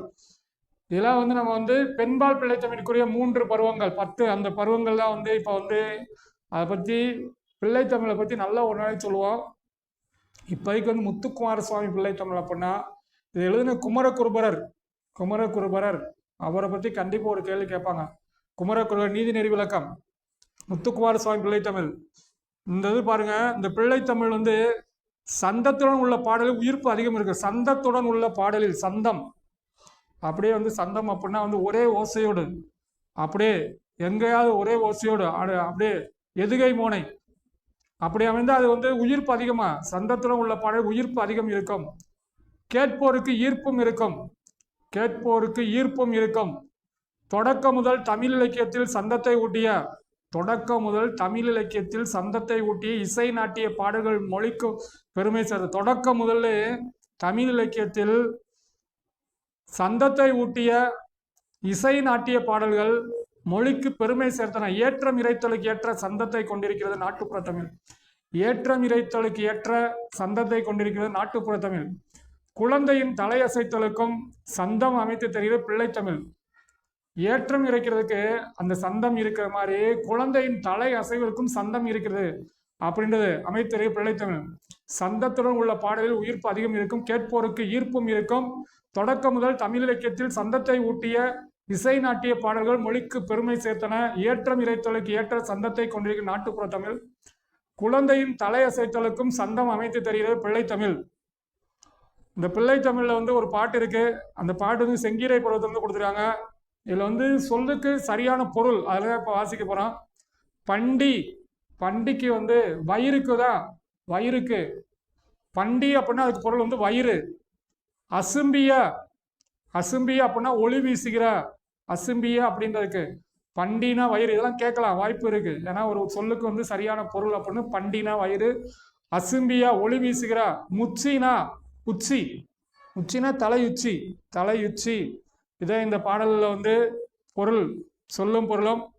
அடுத்து வந்து இலக்கண குறிப்பு வந்து உம்மு வெளிப்பட்டு வந்தால் எண்ணுமை குண்டலமும் குலைக்காதும். உம்மு வெளிப்பட்டு வந்தால் எண்ணுமை குண்டலமும் குலைக்காதும். ஆடுக, ஆடுக அப்படின்னா வியங்கோல் உணைமுற்று. ஆடுக அப்படின்னா வந்து வியங்கோல் உணைமுற்று. ஆடுக அப்படின்னா வியங்கோல் உணைமுற்று. கடைசியில் காவல முடிந்தா வியங்கோல் உணைமுற்று. இந்த செங்கீரை பருவம் எந்த மாதத்தில் நிகழும் அப்படின்றாங்க பாரு. செங்கீரை செடி காற்றில் ஆடுவது போன்று குழந்தையின் தலை 5 அல்லது 6வது மாதங்களில் மென்மையாக அசையும். 5 அல்லது 6வது மாதங்களில் மென்மையாக அசையும். காப்பு செங்கீரை ஃபர்ஸ்ட் 3 காப்பு செங்கீரை 5 அல்லது 6வது. செங்கீரை காற்றில் ஆடுவது போன்று குழந்தையின் தலை 5 அல்லது 6ஆம் மாதங்களில் மென்மையாக அசையும். இப்பருவத்தை செங்கீரை பருவம் என்பர். இப்பருவத்தில் குழந்தை தன் இருகை ஊன்றி, இந்த பருவத்தில் வந்து குழந்தை தன் இருகை ஊன்று ஒரு காலினை மடக்கி மற்றொரு காலை நீட்டி தலை நிமிர்த்தும் முகம் அசைந்தும் ஆடும். இந்த பருவத்துல தான் குழந்தை தன் இரு கையை ஊண்டிட்டு ஒரு காலினை மடக்கி மற்றொரு காலை நீட்டி தலை நிமிர்ந்து தலை நிமிர்ந்து ஆடும். அதான் செங்கீரை. இப்போதான் வந்து இந்த நூல்வெளி அப்படின்னு கொடுத்துருக்காங்க. இந்த நூலை இயற்றிய ஆசிரியர், இந்த நூலோட சிறப்பு குமரகுருபரை இயற்றிய முத்துக்குமாரசுவாமி பிள்ளை தமிழ் செங்கீரை பருவத்தின் 8ஆம் பாடல். செங்கீரை பருவத்தோட 8ஆம் பாடல் பாடப்பகுதியாக இருக்கு. 96 வயது சிற்றிலக்கியம் 1 பிள்ளை தமிழ். இது இறைவனையோ தலைவரையோ அரசனையோ பாட்டுடை தலைவராக கொண்டு அவரை குழந்தையாக கருதி பாடுவார். பாட்டுடை தலைவரின் செயற்கரிய செயல்களை எடுத்து எம்புவது பிள்ளை தமிழ். 10 பருவங்கள் அமைத்து ஒரு பருவத்திற்கு 10 பாடல், 100 பாடல்களாக இது பாடப்படும். பாருங்க, ஒரு பருவத்திற்கு 10 பாடல் அப்படின்னா 10 பருவத்திற்கு 100 பாடல்கள் இது பாடப்படும். இது ஆண்பார் பிள்ளை தமிழ், பெண்பார் பிள்ளை தமிழ் என இருவகையாக பாடப்படும். இது ஆண்பார் பிள்ளை தமிழ், பெண்பார் பிள்ளை தமிழ் என இருவகையாக பாடப்படும். இப்பதான் குமரகுருபரர் 17ஆம் நூற்றாண்டு குமரகுருபரர் 17ஆம் நூற்றாண்டு. இவர் தமிழ், வடமொழி, இந்துஸ்தானி ஆகிய மொழிகளில் புலமைக்கு. தமிழ், வடமொழி, இந்துஸ்தானி ஆகிய மொழிகளில் இவர் என்னன்னா கந்தர் கலிவெண்பா, கந்தர் கலிவெண்பா. மீனாட்சி அம்மை பிள்ளை தமிழ், மதுரை கலம்பகம், மதுரை மீனாட்சி, மதுரை கலம்பகம், கந்தர் கலிவெண்பா. அவர் 5 வயது வரைக்கும் ஊமையா இருப்பாரு. குமரகுருபர் 5 வரைக்கும் ஊமையா இருந்து திருச்செந்தூர் முருகன் அருளால் தான் பேசுவார். பேசணுமே அந்த திருச்செந்தூர் முருகன் அருளால் பேசுனா அந்த முருகன் அருளை பற்றி சொல்றதா அந்த கந்தர் கலிவெண்பா திருச்செந்தூர். அதே மாதிரி மீனாட்சி அம்மை பிள்ளை தமிழ், மீனாட்சி அம்மை பிள்ளை திருச்செந்தூரார் பிள்ளை தமிழ், முத்துக்குமார சுவாமி பிள்ளை தமிழ். அது மாதிரி மீனாட்சி அம்மை பிள்ளை தமிழ், மதுரை கலம்பகம், கலம்பகம் மதுர் சிற்றிலக்கியம், சகலகலா வள்ளி மாலை, நீதிநெறி விளக்கம், திருவாரூர் மும்மணிக்கோவை, மும்மணிக்கோவை முதலான நூல்களை இயற்றியுள்ளார். பாருங்க, இரு பாலருக்கு பொதுவான பருவங்கள். காப்பு, செங்கீரை, தாள், சப்பானி, முத்தம், வருகை, அம்பொலி. ஆண்பால் பிள்ளை தமிழ் சிற்றில், சிறுபறை, சிறுதேர். பெண்பால் பிள்ளை தமிழுக்கு கலங்கு, அம்மானை, ஊசல். இப்போ அடுத்ததான் அடுத்து ஒரு செயல்பகுதி கம்பராமாயணம். கம்பராமாயணம் ரொம்ப ரொம்ப அனைவருக்கும் தெரிந்து கொள்ள வேண்டிய வீர காவியம். ஏன்னா இன்னைக்கு கற்பிற் சிறந்த கண்ணகி, கற்புக்காக ஒரு பெண், நம்ம கண்ணகி அவங்க மாதிரி இங்க சீதை, இளங்கோவடிகள் சிலப்பதிகாரம், கற்பிற் சிறந்த கண்ணகி. அவங்க சிலப்பதிகாரம் இங்க கற்பல யாரு அப்படின்னா சீதை, ராமன், தசரத சக்கரவர்த்தி, ராமன், லக்குவணன், பரதன், இதெல்லாம் நமக்கு கொஞ்சம் கொஞ்சம் தெரியும். நம்ம கம்பராமாயணம் நம்ம மொத்தம் எவ்வளவு பாடல்கள், அதை வடமொழியில் எழுத தமிழில் எழுதுவார் கம்பர். கம்பர் வடமொழியில எழுதின ராமாயணத்தை தமிழ்ல கம்பர், சோழ நாட்டு திருவழுந்தூர், அவரை ஆதரித்த வள்ளல் அப்படின்லாம் இப்போ படிப்போம். இப்போ இந்த பாடத்துல என்ன கொடுத்தா பார்த்துட்டு இதுல என்ன கம்பராமாயணம், உள்ளதை உணர்ந்தபடி கூறுவது கவிதை, உள்ளதை உணர்ந்தபடி கூறுவது கவிதை. கவிஞனின் உலகம், கவிஞனோட உலகம் இடையெல்லை அற்றது, இடையெல்லை. கவிஞனின் உலகம் இடையெல்லை அற்றது, கால எல்லை அற்றது. கவிஞனின் சிந்தைக்குள் உருவாகும் காட்சியை சொல்லை கொண்டு எழுதுகிறான். கவிஞனின் சிந்தனைக்குள் உருவாகும் காட்சியை சொல்லை கொண்டு எழுப்புகிறான். அவன் கண்ட காட்சிகள் அதற்கு துணை புரிகின்றன, கேட்ட ஓசைகள் துணை புரிகின்றன, விழுமியங்கள் துணை புரிகின்றன, ஒப்புமைகள் துணை புரிகின்றன. கலையின் உச்சம் பெறுவதுதான் அவன் எல்லையாய், கலையின் உச்சம் பெறுவதுதான் அவன் எல்லையாய். கம்பன் அப்படிப்பட்ட கவிஞன். அதனால்தான் கம்பன் இசைத்த கவியெல்லாம் நான் என்று பாருங்க. கம்பன் அப்படிப்பட்டவரா. கடைசி கம்பர், கம்பன் வீட்டு கட்டுத்தறியும் கைபாடும் அப்படின்னு படிச்சிருக்கா. கம்பன் வீட்டு கட்டுத்தறி. அதே மாதிரி கம்பன் இசைத்த பாடெல்லாம் நான், கம்பன் இசைத்த கவியெல்லாம் நான் என்று பாரதி பெருமைப்படுகிறார். அவர் எழுதின பாடல் கூட நான் அப்படின்னு அவர் சொல்லி பெருமைப்படுகிறார். அந்த அளவுக்கு கம்பன் இசைத்த கவி பூராமே அவ்வளவு சிறப்பாக இருக்கு அப்படின்னு பாரதி பெருமைப்படுகிறார். இங்க பாலகாண்டம், கம்பரா மொத்தம் 6 காண்டங்கள். அதுல பாலகாண்டம் ஒண்ணு. அந்த பாலகாண்டத்துல ஆற்றுப்படலம்ன்றது நம்ம கொடுத்துருக்காங்க. அதுலதான் ஆற்றுப்படலம், ஆற்றுப்படலம் அப்படின்றதுல என்னென்ன அப்படின்னா பாலகாண்டம் ஃபர்ஸ்ட் நாட்டுப்படலம், நாட்டுப்படலம், கங்கை படலம். அதுல என்னென்ன அப்படின்ற கொடுத்துட்டு சும்மா ரொம்ப கம்மியாக தான் கொடுத்துருக்காங்க. 2 பாட்டு 3 பாட்டு தான் கொடுத்துருக்காங்க. 1 2 3 4 5 பாட்டு தான் கொடுத்துருக்காங்க கம்பராமாயணம். அந்த பாடல்கள் நமக்கு இது வரைக்கும் என்ன கேள்வி கேட்டிருக்காங்க அப்படின்னா ஒரு வரி கொடுத்து கூட அது எந்த நூல்ல இடம்பெற்றிருக்குன்னு கேட்டாதான், மேற்கோள்களில் கொடுத்து கேட்டாதான். அதுக்கு அடுத்து இப்ப நூல்வெளி பாருங்க. கம்பர் தனது ராமனது வரலாற்றை தமிழில் வழங்கி ராமவதாரம் என பெயரிட்டார். கம்பர் ராமனது வரலாற்றை தமிழில் வழங்கி ராமவதாரம் என பெயரிட்டார். இது கம்பராமாயணம் என வழங்கப்படுகிறது. கம்பராமாயணம் என வழங்கப்படுகிறது. இது 6 காண்டங்களை உடையது. கம்பராமாயணம் பாடல்கள் சந்தனை மிக்கவை. அவற்றுள் அழகுணர்ச்சி மிக்க சில கவிதைகள் பாடப்பகுதியாக அமைந்துள்ளது. கல்வியில் பெரியவர் கம்பர், கல்வியில பெரியவர் கம்பர். கம்பன் வீட்டு கட்டுத்தெரியும் கைபாடும் போன்ற முதுமொழிகளுக்கு உரியவர் கம்பர். கல்வியில் பெரியவர் கம்பர். கம்பன் வீட்டு கட்டுத்தெரியும் கைபாடும் போன்ற முதுமொழிகளுக்கு உரியவர் கம்பர். சோழ நாட்டு திருவலந்தூரை சார்ந்தவர். சோழ நாட்டு திருவலந்தூரை சார்ந்தவர். திருவெண்ணெய்நல்லூர் சடையப்ப வள்ளலார் ஆதரிக்கப்பட்டவர்.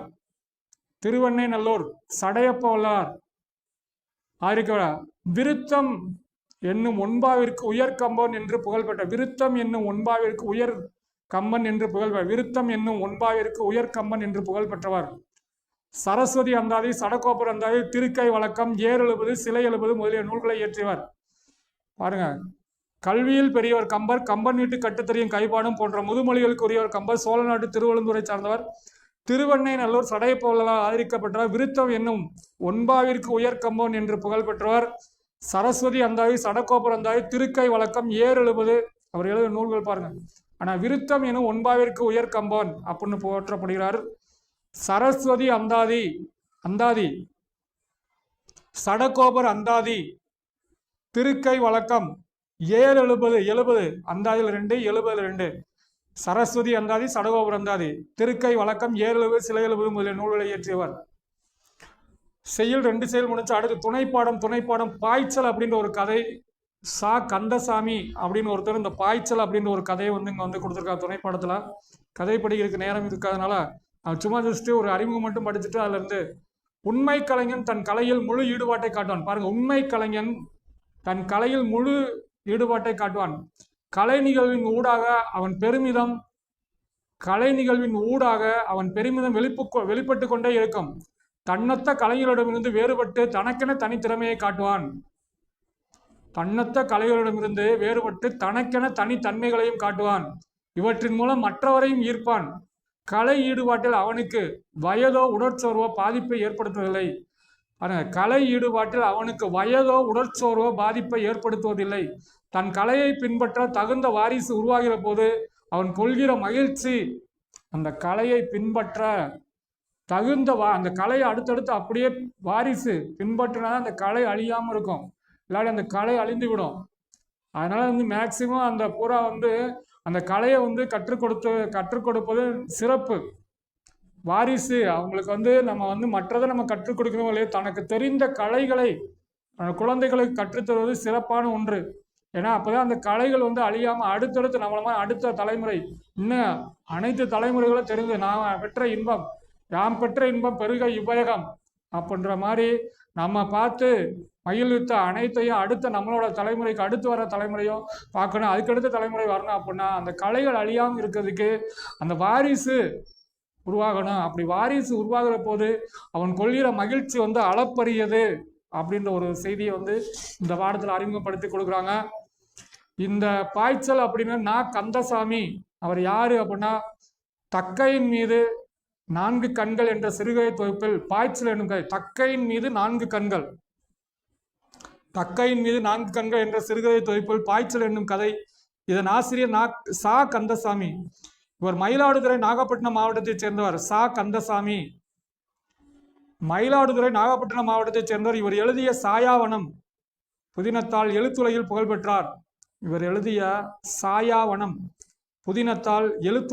பெற்றார். விசாரணை கமிஷன் என்னும் புதினத்திற்கு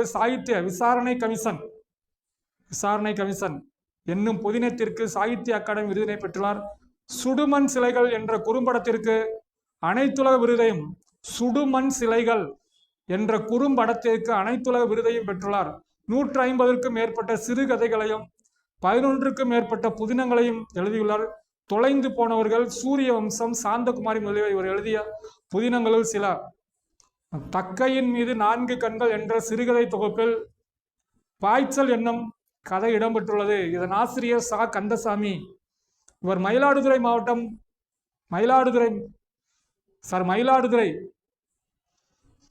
நாகப்பட்டினம் மாவட்டத்தை சார்ந்தவர். இவர் நாகப்பட்டினம் மாவட்டம் மயிலாடுதுறையைச் சேர்ந்தவர். இவர் எழுதிய சாயாவனம் புதினத்தால் எழுத்துலகில் புகழ் பெற்றார்.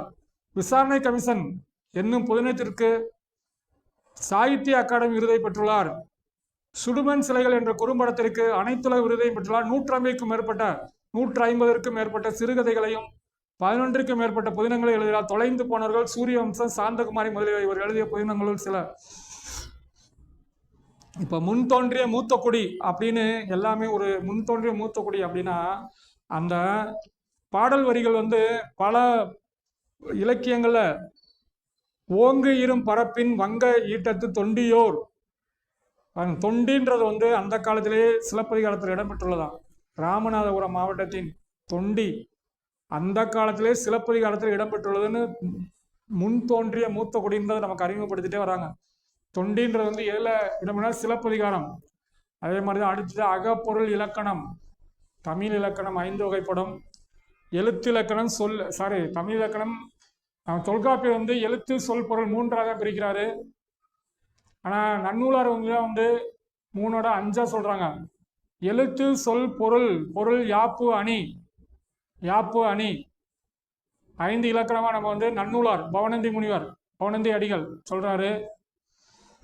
அதுலதான் வந்து இப்போ வந்து பொருள், எழுத்து சொல் பொருள், எழுத்து இலக்கணம், எழுத்து எப்படி உண்டாகுது, எழுத்துக்குரிய அந்த அசை, அந்த எழுத்துக்குரிய நேரசை நிறையசை மாத்திரைகள், அந்த எழுத்துக்கள் சேர்ந்தா அது வந்து நமக்கு வந்து சீர் சொற்கள். அதுல வந்து சீர் அசை எத்தனை வகைப்படும், நேரசை நிறையசை, அந்த குறில் நெடில்.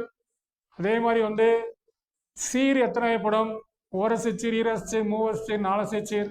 இந்த மாதிரி வந்து எழுத்து சொல்லுல வந்து அதாவது வந்து நம்ம வந்து சொல் நமக்கு வந்து பெயர் சொல், அது வினைச்சொல், இடைச்சொல், உரிச்சொல்.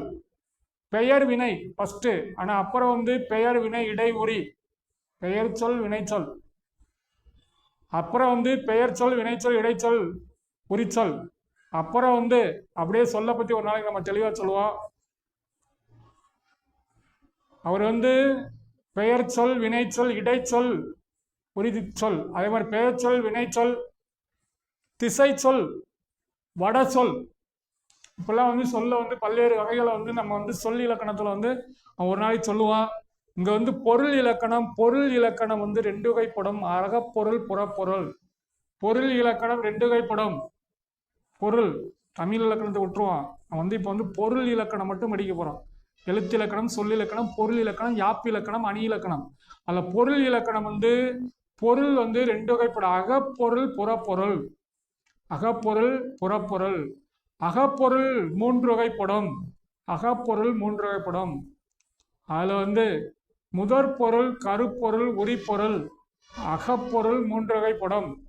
முதற் பொருள், கருப்பொருள், உரிப்பொருள். முதற் பொருள் நிலமும் பொழுதும் முதற் பொருள் எனப்படும். நிலமும் பொழுதும் தமிழர்கள் வந்து எப்படி வாழ்ந்தாங்க அப்படின்னா 5 வகையான நிலங்களா பிரிந்து வாழ்ந்தாங்க. நிலத்தை வந்து 5 வகையா பிரிந்து, நிலம் 5 வகையா பிரிக்கப்பட்டு ஒவ்வொரு நிலத்திலும் வாழ்ந்தாங்க. அதில் வந்து நிலமும் பொழுதும், நிலம் 5 வகைப்படும். குறிஞ்சி, முல்லை, மருதம், நெய்தல், பாலை. குறிஞ்சி மலை, மலையும் மலை சார்ந்த இடம். முல்லை மலைக்கு பக்கத்தில் காடும் காடும் சார்ந்த இடம்.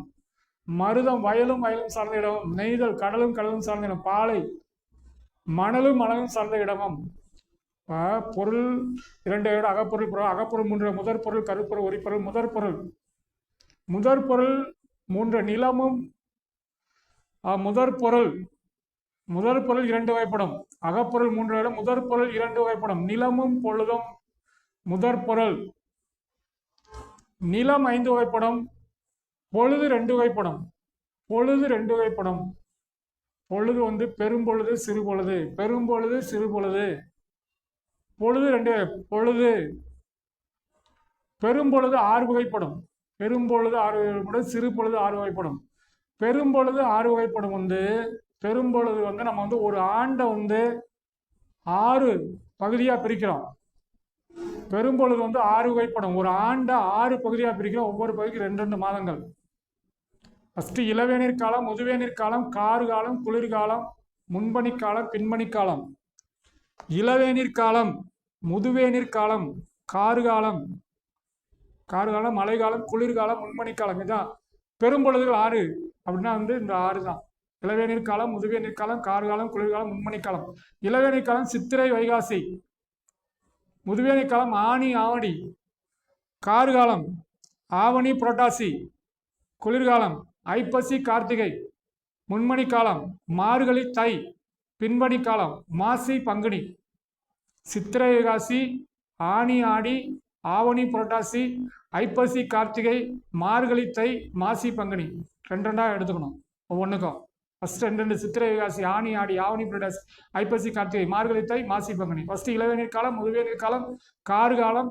ஃபர்ஸ்ட் வெயில் காலம் இளவேநீர், அடுத்து முதுவேநீர், அடுத்து கார்காலம் மழைக்காலம், மழைக்காலம், அடுத்து குளிர்காலம்.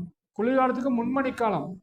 இப்போ இளவேநீர் காலம் சித்திரை வைகாசி, முதுவேநீர் காலம் ஆனி ஆடி, இளவேநீர் காலம் சித்திரை ஆனி ஆடி, ஆனி இளவேநீர் காலம் ஆனி ஆடி, கார் காலம் ஆவணி புரட்டாசி, குளிர்காலம் ஐப்பசி கார்த்திகை, முன்மணி காலம் மார்கழி தை.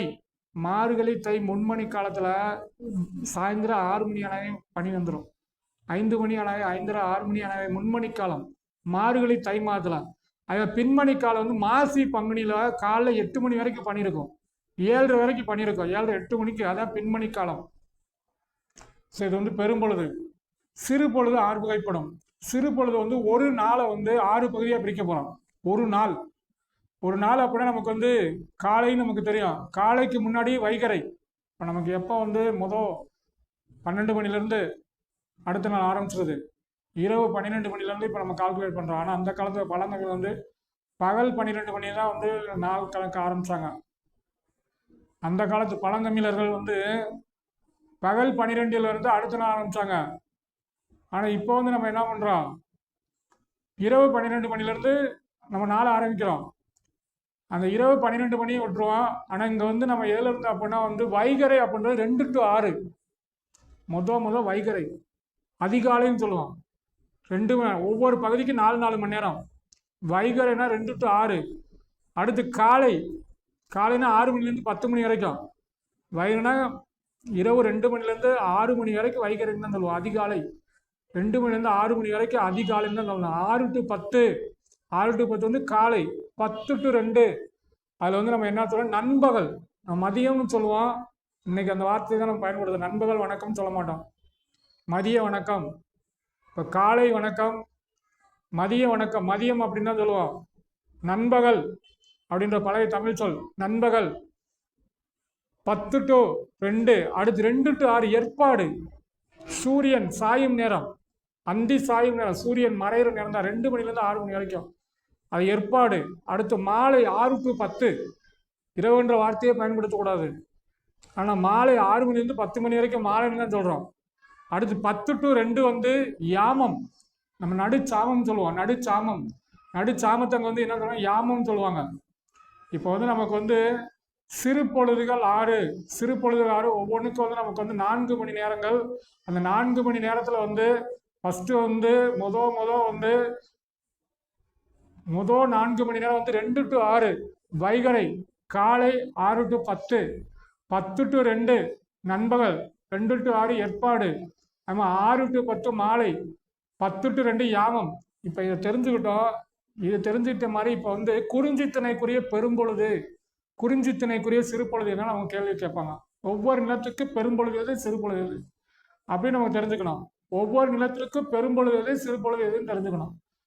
பெரும்பொழுது குறிஞ்சிக்கு வந்து குளிர்காலம், முன்மணி காலம். குளிர்காலம் குறிஞ்சினா குளிர்காலம், முன்மணிக்காலம் 2.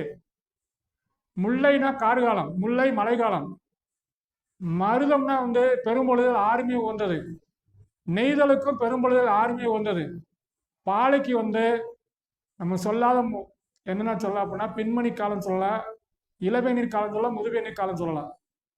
குறிஞ்சிக்கு வந்து பெரும்பொழுதுன்னு கேட்டாங்கன்னா குறிஞ்சினா குளிர்காலம்.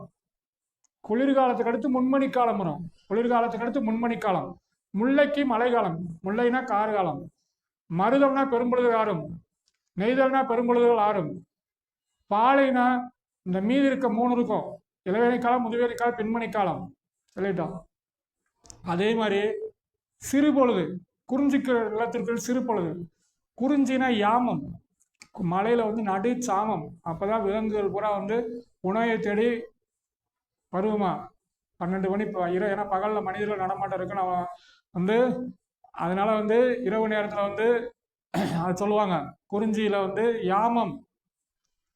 அது இன்னும் வந்து அந்த யாமம் வந்து குறிஞ்சிக்கு எப்படி உகந்தது அப்படின்னு எல்லாம் வந்து இன்னும் தெளிவாக படித்து ஒரு நாளைக்கு சொல்லலாம்.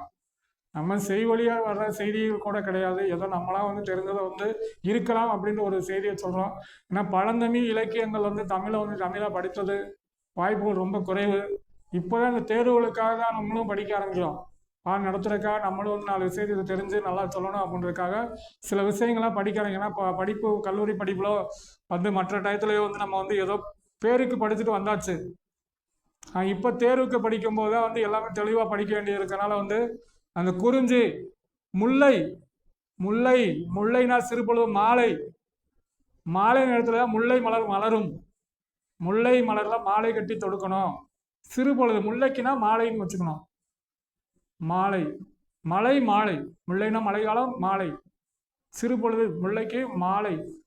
அதே மாதிரி வந்து மருதம்னா வைகரை, மருதத்துல வைகரையில வந்து வயலும் சார்ந்த இடம்லாம் எல்லா பேரும் என்ன பண்ணாங்கன்னா உழுகிறதுக்கு காலைல வெள்ளனா பூ எடுக்கிறதுக்கு என்ன பண்ணா தோட்டத்தில் காலைல 3 மணிக்கே 4 மணிக்கே எந்திரிச்சு போயிடுவாங்க. நிலம் வச்சிருக்கவங்க பூரா வயல் வச்சிருக்கவங்க பூரா வந்து அதிகாலையே போயிடுவாங்க நிலத்துக்கு வேலை, வெயில் வர்றதுக்குள்ளேயே போய் வேலையை முடிச்சாக்க அப்படின்றதுக்காக.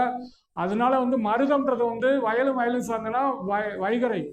நெய்தல் வந்து ஏற்பாடு, கடலுக்கு மீன் பிடிக்க போயிட்டு சாயந்தரம் வருவாங்க. அவங்க வர நேரம் சாயந்தரம் ஆயிடுறாங்க. ஏற்பாடு, நெய்தல் ஏற்பாடு. பாலை நண்பகல், பாலைக்கு வந்து சிறுபகல் நண்பகல். குறிஞ்சிக்கு யாமம், முல்லைக்கு மாலை, மருதத்துக்கு வைகரை, நெய்தலுக்கு ஏற்பாடு, பாலைக்கு வந்து நண்பகல். பெரும்பொழுது சிறுபகல். முதற் பொருள் சொல்லியாச்சு. கருப்பொருள்,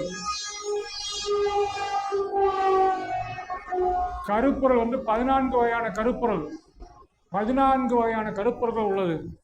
அதில் நமக்கு ஒரு 6, 7, 8 கருப்பொருள்கள் தான் நம்ம வந்து தேர்வு துறையில் வந்து நம்ம வந்து கேட்குறாங்க. ஆனால் இருந்தாலும் ஒவ்வொரு நிலத்துக்குரிய முக்கியமானது கருப்பொருள்.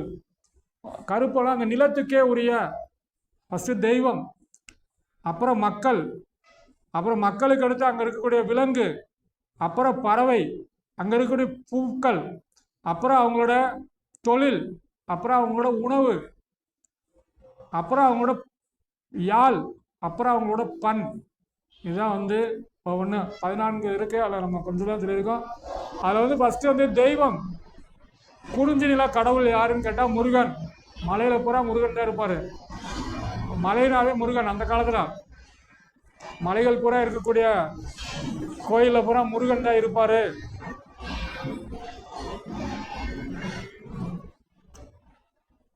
அதனால் வந்து குறிஞ்சி, முருகன், முல்லை, திருமால், மால், மால் மலை, மலை திருமால்,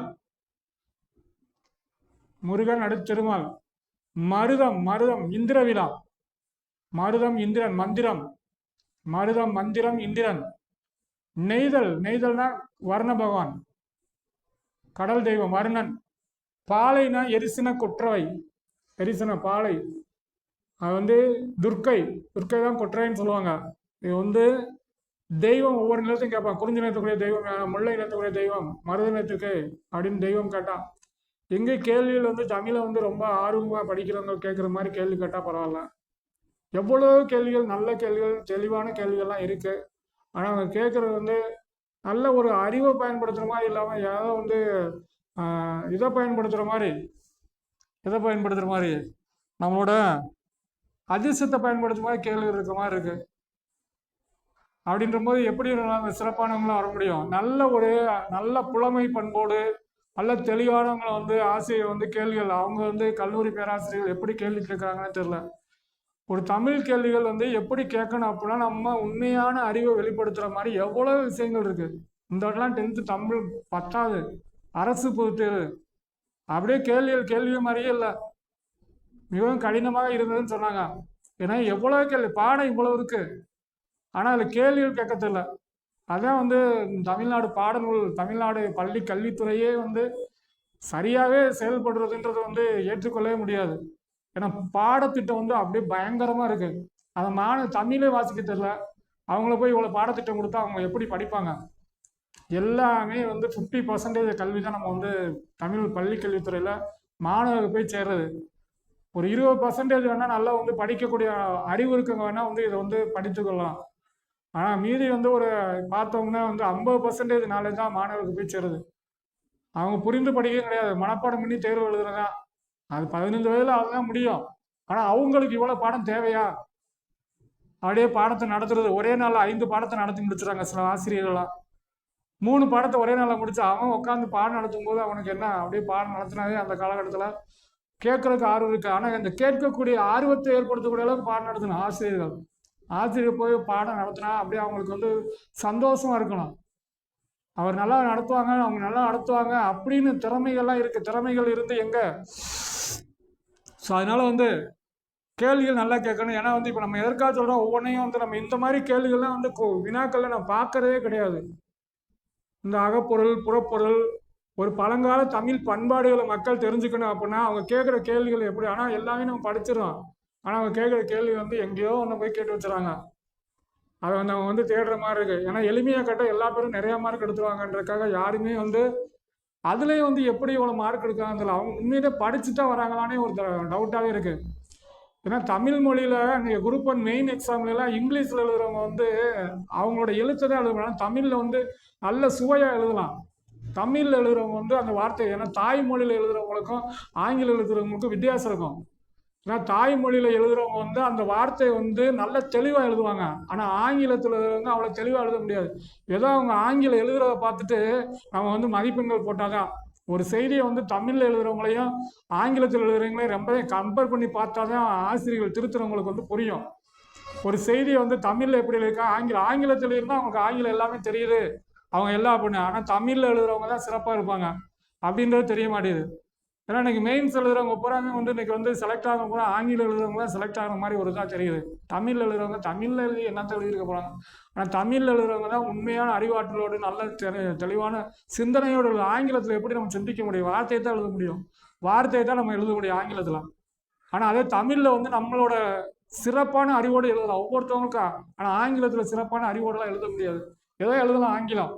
ஆனால் தமிழில் வந்து அவங்கவுங்க சொற்றொடலாம் அவங்கவுங்க தெளிந்த நடையில் எழுதலாம். ஆனால் அதெல்லாம் வந்து வாசிக்கிறது கிடையாது, வாசித்து ஒரு வாய்ப்பை கொடுக்கறது கிடையாது. ஆங்கிலத்தில் இருந்தால் வாய்ப்பு அப்படின்ற மாதிரி இருக்கக்கூடாது. எல்லாமே மாறணும். கல்வி முறை, கற்பிக்கும் முறை, ஆசிரியர் பயிற்றுவிக்கும் முறை எல்லாமே மாறினாதான் நம்ம வந்து பழந்தமிழ் இலக்கியங்கள்லாம் மக்களுக்கு மாணவ கொண்டு போய் சேர்க்க முடியும். ஏன்னா இவ்வளவு செய்திகளை போய் இன்னைக்கு ஒரு 10வது படிக்கிற மாணவன்கிட்ட போய் அகப்பொருள்னு என்னன்னு கேட்டால் தெரியாது. இன்னைக்கு கடைசி அவன் கேட்டால் நான் 95 தமிழில். அப்படிதான் இருக்கு. இன்னைக்கு ஏட்டுச்சுரக்கை கரிக்குறவாத பாடமாக தான் இருக்கு. இன்னைக்கு 10வது முதல் மதிப்பெண் எடுக்கிறோன்ற அவனை கூப்பிட்டு தமிழில் ஒரு கேள்வி கேட்டால் அவன் என்ன சொல்லுவான்னா, நான் படித்தேன் மறந்துட்டேன் அப்படின்னு தான் சொல்லுவான். அவன்கிட்ட புரிதல் திறன் எவ்வளோ இருக்குன்னு பார்த்தோன்னா 50% கூட இருக்காது. அவன் அப்படியே மனப்பாடம் பண்ணி இருப்பான். இதான் ஒரு கற்பித்தல் முறை, அப்படிதான் கற்பித்து வர நம்ம. ஆனால் வந்து படைப்பாளிகள் பூரா படைப்புகள் பூரா பயங்கரமாக இருக்கு எல்லாமே. ஆனால் அதை போய் சேர மாட்டேங்குது. அதான் ஆசிரியர்கள் வந்து என்ன பண்ணுறது, இருக்கிறத வந்து சிறப்பாக இருக்கு, ஆனால் போய் சேருவதற்கு கொண்டு போய் சேர்ப்பதற்கு வழி இல்லை. பார்க்கலாம், மாற்றம் வரும். ஸோ இந்த மாதிரி அவன் கேள்வியில் வந்து நல்லா கேட்டாதான் நல்லா சிறப்பாக எழுத முடியும். ஸோ இந்த நம்ம வந்து இப்போ வந்து அகத்திணையை பற்றி சொல்லிக்கிட்டு இருக்கோம். அகத்திணையில் வந்து நம்ம வந்து அகப்பொருள் பற்றி சொல்லியாச்சு. அகப்பொருள் வந்து நம்ம வந்து முதற்பொருள், கருப்பொருள், உரிப்பொருள், முதற்பொருள், கருப்பொருள், உரிப்பொருள்.